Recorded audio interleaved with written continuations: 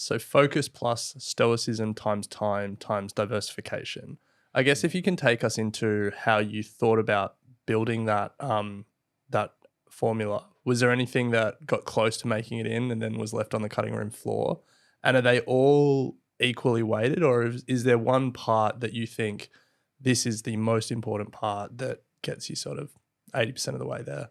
Well, it's hard to build wealth without making money, right? So you got to start with focus. We're in a specialist economy. You got to figure out something you could be good at and ideally great at in an industry that has 90+% employment rate. What do I mean by that? You can be a great actor and be poor. And the SAG-AFTRA union, which is the union for actors, has 180,000 people, and 87% of them don't qualify for health insurance because they make less than $23,000 a year.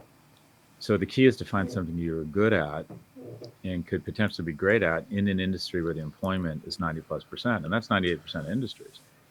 The problem is young people mistake kind of passion for hobbies, and that is they think, well, I'm supposed to follow my passion according to everybody. So they think, oh, I want to be a DJ, or I love music, or I love sports, or I want to be in fashion. These industries have kind of a 90+% unemployment rate.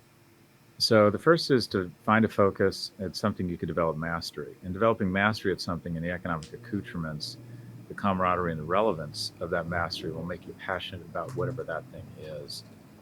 Then obviously diversification. Don't do what I do. Don't go all in on one thing. As soon as you have some money, diversify across different companies, different asset classes, different markets. That way, if anything goes to zero, you have Kevlar, and you can take a bullet to the chest. You can have an investment or a stock go to zero, but it doesn't kill you because you have other things.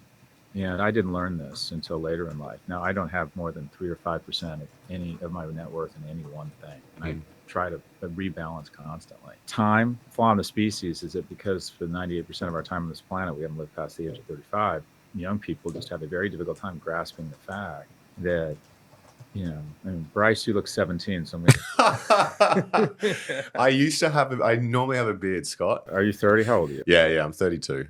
Okay, 30. Okay, so you're probably going to be here another 70 years. That's realistically the actuarial table.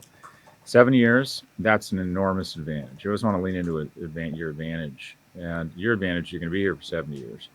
So if you manage to save $500 or $1,000 a month, by the time you're my age, which will go much faster than you think, just in case this podcast doesn't make you millions, or you don't buy the house in Bondi Beach that goes up 100-fold, or you get into the right crypto or whatever it is, you're going to be financially secure.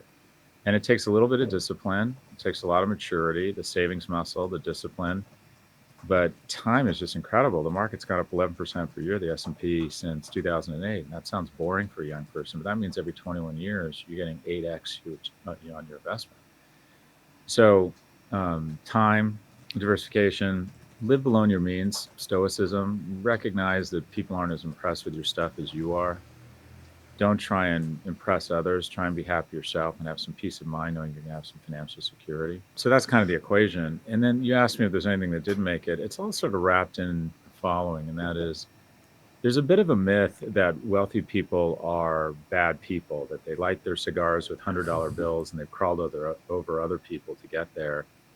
Generally speaking, people who are successful are high character people, because in order to get wealthy, you really have to establish allies along the way. I mean, if you're Kanye and you're a genius, okay, you can be an asshole. Most people are not Kanye.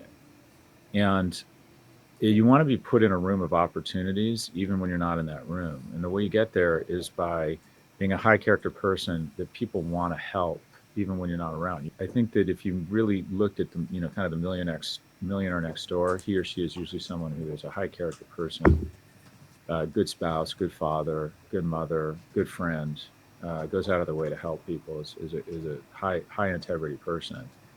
I think that wealth is sort of a full person project, and I found, and the research bears this out, that most wealthy people collect allies along the way are actually very good people. So people like to think it makes them feel better. They're rich. Most people must not be very nice people. That's just not true.